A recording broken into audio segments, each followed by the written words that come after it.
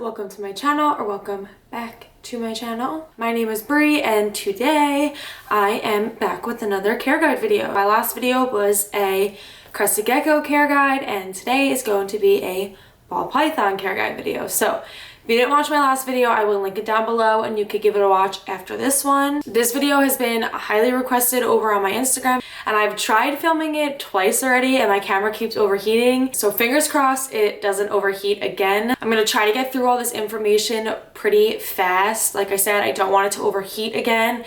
It is a lot of information that I want to get through. I also opened up a little question thing over on my Instagram story and I just asked you guys if you had any questions on ball pythons and their care. So I got a couple of questions that I will be answering towards the end of the video. So if you want to hear what those questions were, my answers, stay tuned for that at the end. I first want to get into some disclaimers. I'm not claiming to be an expert. I'm not claiming to be a perfect reptile parent. This is just what I do. This is what I recommend. This is what has worked for me over the past couple of years. I understand that there are a ton of different ways to do things. Obviously, there are basic care requirements for every animal, but there are different ways to get there. So as long as those care requirements are being met, it doesn't really matter how they get there. So like I said, everybody's gonna do things a little bit differently. Some people are gonna think that they're right, some people are gonna think that you're wrong. That's just life. So this is how I do things. This is how I recommend to do things. Also, if you are interested in getting a ball python, make sure that you are doing your research. And by research, I don't mean just watching one YouTube video. Watch multiple YouTube videos by multiple different people. Read a bunch of articles. Google, like do a lot of research. If you think that you've done enough, do more. All right, so let's get into the actual video. So I'm gonna just touch base on where to get them. Do not walk into Petco and buy a ball python. Try to stay away from chain pet stores altogether. Go buy from a breeder, from an Expo. Morph Market has a ton of breeders online. Ask around, see where people got them. Make sure that you are doing a little bit of research on the breeder before you buy, of course. You want to make sure that the breeder is selling healthy animals as well, because there are some breeders that don't do that. I'm also quickly going to touch base on pricing.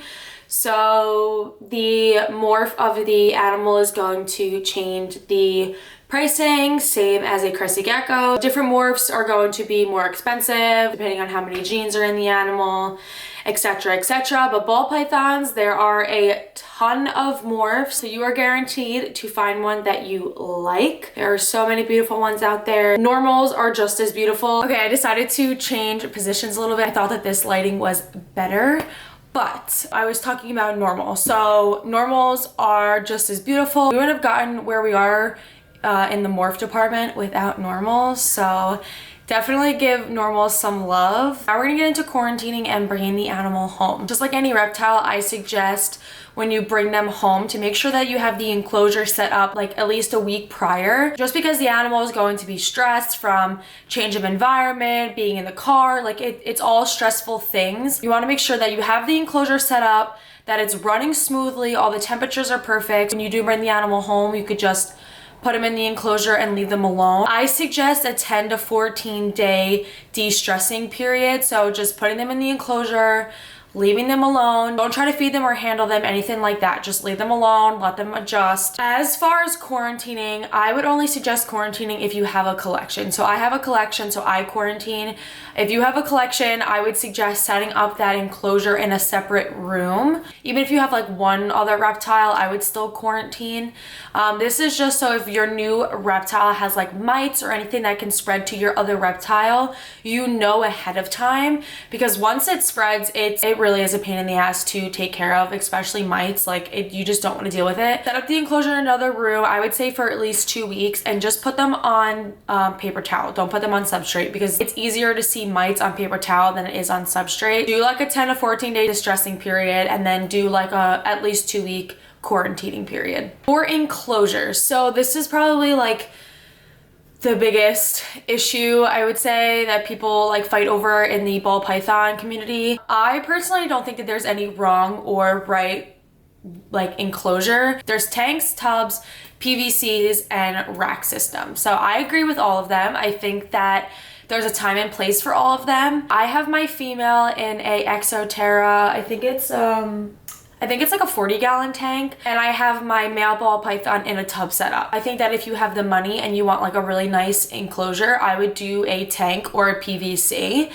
If you want to save some money, I would do a tub setup. If you have multiple ball pythons and you're either breeding or you want to save some space, do a rack system. Like, I don't think that there's any right or wrong enclosure that you can do. I think that they all can work. I think that if you set them up correctly, the ball python can absolutely thrive in any of those enclosures. If you're going to do a tub, you absolutely have to drill holes all around the enclosure to make sure that you have cross ventilation. I also cut out a circle that is the size of the lamp on the top of the lid, and then I get a screen from like Home Depot or Lowe's, and I will tape it with Gorilla Tape on top. That way the lamp can sit on top of it without burning the plastic. I will be inserting a video over top of my male ball python's cage just so I can like visually show you what I'm saying, because I might not be explaining it the easiest way ever. But yeah, you just want to cut out like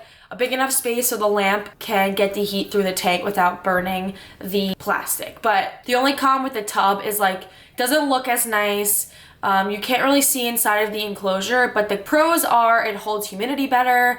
It makes the snake feel a little bit safer because it's not, it's more opaque than glass. Really just depends on your snake, what you're looking for, your budget. I see people set up beautiful rack systems. If I were to get more ball python, I probably would get a rack. I'm not really gonna get into sizes because it really just depends. My female is in a 40-gallon, my male is in a 110-quart tub.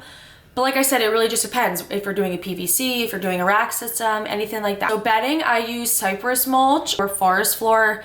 It's like the same thing. I think it's like different brands. I will link everything down below. It depends on what enclosure you're using. For a tank, I would use something that has a little bit more moisture and holds a little bit more humidity, so I would use like forest floor for like a tank. A tub, I would use forest floor as well, or eco earth. For like a rack system, I know people use like aspen or paper towels, and PVC also holds humidity really well, so some people don't even use bedding for a PVC. So it really just depends on what enclosure that you're using. I will link the bedding that I use down below. And then as for what goes inside of the enclosure, you want to make sure that you have a hot side and a cold side. So you want to make sure that there is a gradient on the cage. You want to get 2 hides, one on one end, one on the other. You want to get a water bowl. I suggest putting it in the middle of the enclosure or on the cold side of the enclosure. I suggest getting like a ceramic or like a heavier water bowl because the snake can knock it over. I also really like getting a bunch of like cork and like wood pieces. As I'm talking, I will insert my female ball python's enclosure just so you can get some inspiration of decor, but I love cork rounds. It offers more hides for them. It also offers more texture in their enclosure, so when they're shedding, they have other things to rub up against. That way they can like get the skin off of them easier. I also have a like branch in there for her so she can climb on. I have a bunch of roses in there for her so you can go to the craft store. Chewy also has a bunch of these suction cup fake plants. You want to make sure that the snake is feeling secure. You don't want to just put 2 hides in a water bowl and call it a day. It doesn't feel open and bare. My male enclosure is pretty similar. It's just not like as girly. I don't have like roses in it. But he also has a cork round and a piece of wood as well. Now we're gonna get into heating. So you absolutely need a heat mat. You want to get a heat mat that's sized accordingly to your enclosure. You want to make sure that it's on the outside of the tank. So I drew a diagram and I'm going to put it on the screen somewhere, but I drew a diagram because I know a lot of people get confused with this and they put like the heat mat like inside of the glass, and like you're not supposed to do that, or they don't know where to put the probe, or they get like a heat rock, and it's just, no, it goes on the outside of the glass on the bottom of the tank, and then the probe gets taped on the inside of the glass above where the heat mat is. And then you want to tape the probe down onto the glass, and you want to tape the actual probe. You don't want to tape the wire, because when the snake is moving around, it's going to move the probe. You want to make sure that the probe isn't moving, because once it gets moved off of the mat, it's not going to read it accurately and it can burn your snake. You're taping the actual probe onto the glass, and that you're plugging the heat mat into a thermostat. You need a thermostat. I cannot stress that enough. you need a thermostat. If you don't get a thermostat, it will burn your snake. Those heat mats get over 100 degrees and it will burn the shit out of your snake. I've seen it a million times in ball python groups. Get a fucking thermostat, okay? Okay. As for a heat lamp, if you're doing like a tub or I'm pretty sure PVC holds like heat pretty well. So I'm not really familiar with PVC, but I know that racks hold heat pretty well too. So you don't need a heat lamp with that. You could just do a heat mat with a rack. But if you're doing like a big tub or a tank, you need a heat lamp. I get a heat lamp that has a dial on it. You can turn and adjust the strength of the bulb. You want a ceramic heat emitter. It is a bulb that gives off nothing but heat. You don't want to get a red bulb, a blue bulb, a purple bulb. You're gonna put this ceramic heat emitter into the lamp, put it on the hot side along with the mat. So that will be the hot side for the snake, and then the cold side you're not gonna do anything for. So that'll pretty much just be room temperature. You don't really have to stress too much about that side of the tank. It's just so if the snake gets too hot, it has somewhere to go and cool down. So for temperatures, you wanna set your hotspot, which is the thermostat and the heat mat. You wanna set it at 90. I set mine to 92 because I find that mine actually goes like a little bit less than what I set it onto. So if I set it on to 92, it actually goes to 90. The hotspot you want for 90, which is the heat mat. The ambient temperature for the hot side, you want to be around 80, 83, 84. Like you don't really want to go like high 80s, like that's a little too hot. So you want to keep it like 80 to mid 80s for the ambient. That's the ambient hot side. And then the hot spot, which is the heat mat, is 90. And then the cold side, which like I said is room temperature, it could be anywhere from like mid 70s, high 70s, like anywhere in the 70s. Like I said, you don't have to stress too much. The snake probably won't really ever go over there. The heat from the heat lamp will kind of like trickle over there, so you don't have to like stress too much about it, like I said, but you want to make sure that it's like somewhere in the 70s. If it's like in the 60s, you might want to like do something about that. You want to get one of these, a heat gun. You also want to get a thermostat. I'm gonna link a really good digital one down below. It also tells you the humidity. As far as the humidity, you want to keep it at like 50%, and then you could spike it up to like 65 when they're in shed. I will put all of the temperatures and everything over here just because I know I'm talking really fast. Okay, so now we're gonna get into frozen versus live. Am I recording? Okay, I'm recording. I just got really scared. I recommend frozen. It is cheaper, it is less sad, and it is safer for the snake. When your snake gets bigger and they're feeding on like huge rats, like rats have really big teeth. So if the snake doesn't eat it right away, the rat can actually go after the snake and can injure and kill your snake. It is safer for your snake to feed frozen. Now, there are some cases where some ball pythons are very picky and they just will not feed frozen. They just won't do it. They will not take them. And if you have to feed live, you have to feed live. And that's something that you have to understand when you're buying a ball python, that you might have to feed live. I am very lucky. None of my ball pythons have ever had an issue switching over from live to frozen. Most breeders feed live. If you're buying a snake, make sure you ask your breeder, are you feeding live? Are you feeding frozen?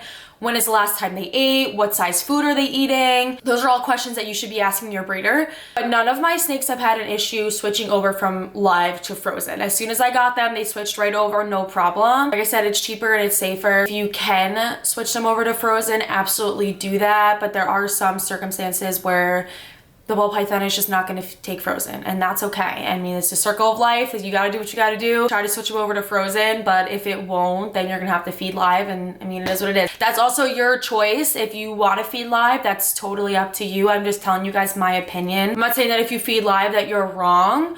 I'm just telling you guys what I do with my snakes and what I recommend.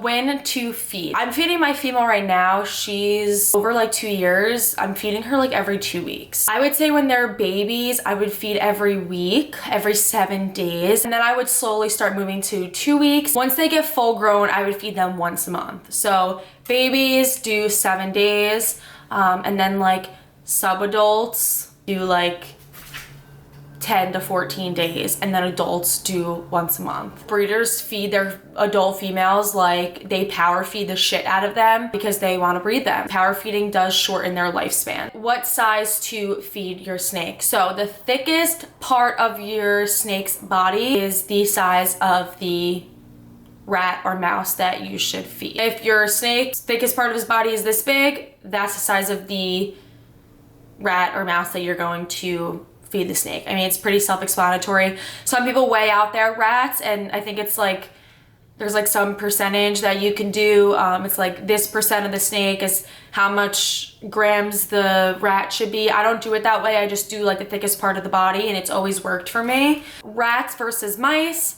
I prefer rats. They grow faster on rats. I had Zara on mice for like the first year having her, and she like didn't grow at all. As soon as I switched over to rats, she like grew like crazy. So I would suggest rats. I would switch them over to rats as soon as you can. I know it's kind of hard to get them from like live mice to frozen rats. So I would do it in like increments. I would do it from like live mice to like frozen mice, and then do like frozen mice to frozen rats.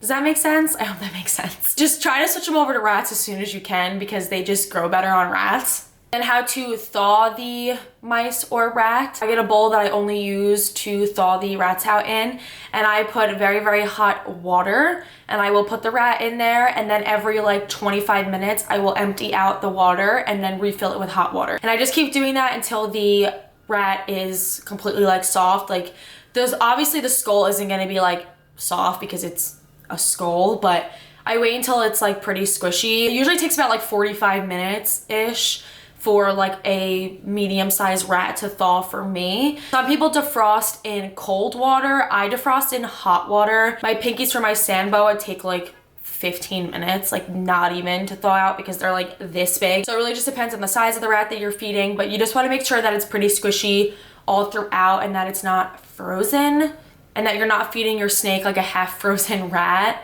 Because that's not good.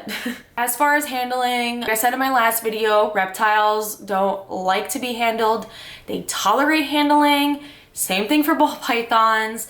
You might think like, oh my God, they love it. They don't love it. They're just tolerating it. They can live in their cage and never be touched their whole life and be completely happy. You can absolutely take it out and handle it. Every ball python's going to have a different personality. Like Louis is very food aggressive, so when you stick your hand in the cage, he tries to bite you. Zara is the complete opposite. She's very chill. She has never striked at me, anything like that. Just make sure that you're respecting them. For cleaning, I spot clean whenever they go to the bathroom. Whenever I see like a urate or a poop, I will just clean it up with a paper towel. I deep clean their cage every like 2-3 months. It kind of just depends on how dirty I think that the cage is. I change their water either every day or every other day. I will take their water bowl out and scrub it, put clean water in it with Reptisafe, or I'll just use like a water bottle. So they are really easy cleaning wise. Okay, male versus female. This was like a big thing for me when I first was looking into ball pythons. I was like, I do not want a female.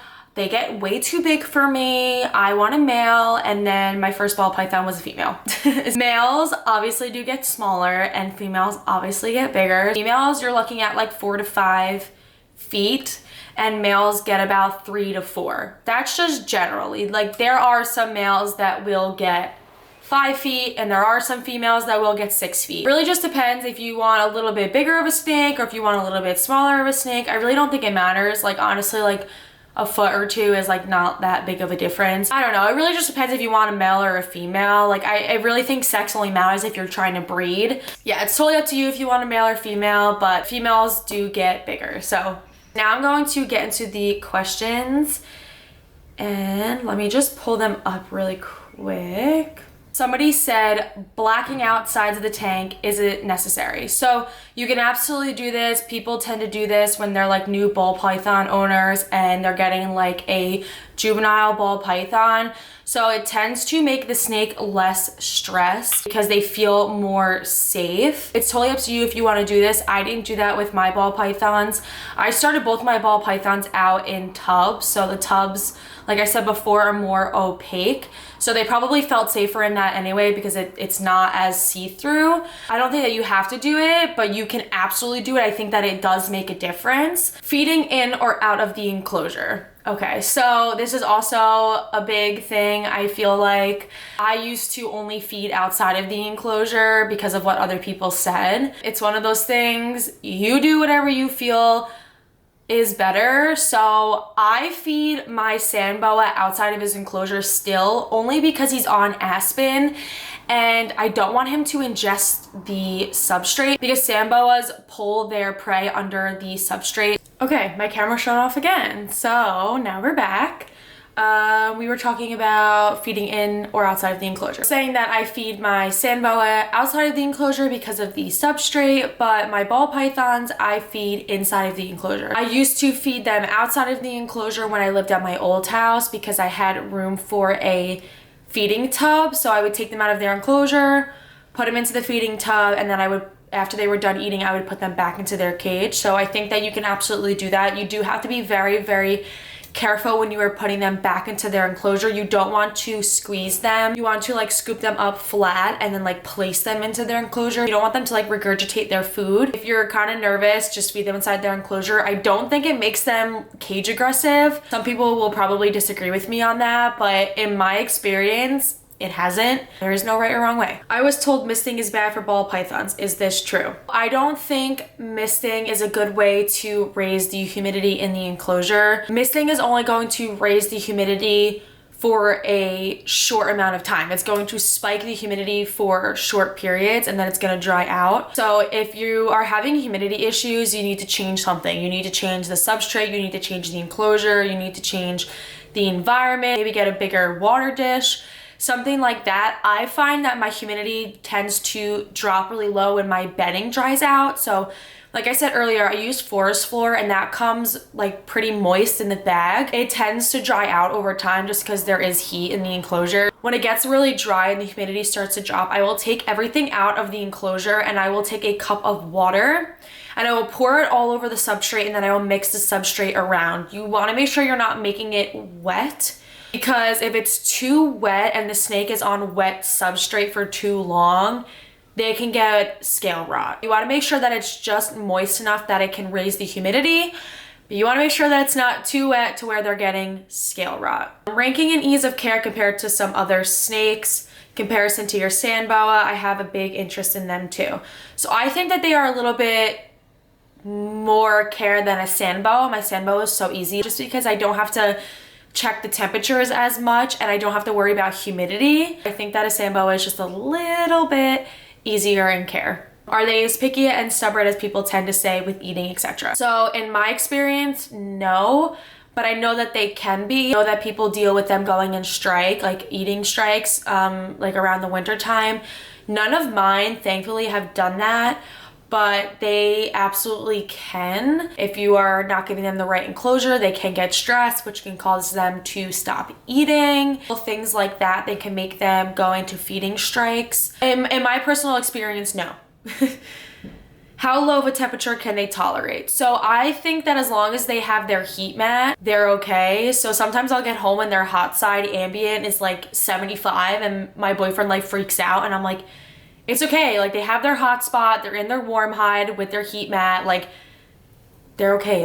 It's like 90 degrees in there, it's okay. Obviously you still want the heat lamp and their ambient to be correct, but it's not the end of the world if it's a little bit low for like an hour. Like I wouldn't like freeze out your snake. I don't really know how to answer that question with like a temperature. Breeding, egg care, cutting eggs, hatching care. I know absolutely nothing about breeding, but I can't answer any of that, but my friend Frank actually breeds, so maybe I can get him to answer some questions on a video, but as for me, I know nothing about that. Going from live to frozen thawed feeding. I would suggest not like starving your snake, but waiting kind of a while to feed them. So if you're getting them from a breeder, they obviously feed live. So you obviously want to wait like the 10 to 14 days before trying to feed them. And that way it's already been 2 weeks and they haven't eaten. So they're probably going to be pretty hungry. Make sure that the rat or the mouse is really thawed out. And right before you feed it to them, put it in really, really, really hot water. That way it mimics the body heat of the rat, so that it's almost like it's alive. So that was pretty much it for all of the questions. There was a bunch of other ones, but I kind of touched base on those topics already. that is also the end of the video. If you guys stuck around that long, I know it was a long video, make sure you guys hit the like button so that I know that you enjoyed the video. I hope that you guys enjoyed this video. I hope that it was helpful. I hope that it helped out somebody. Thank you guys so much for watching, and I will see you guys in my next one.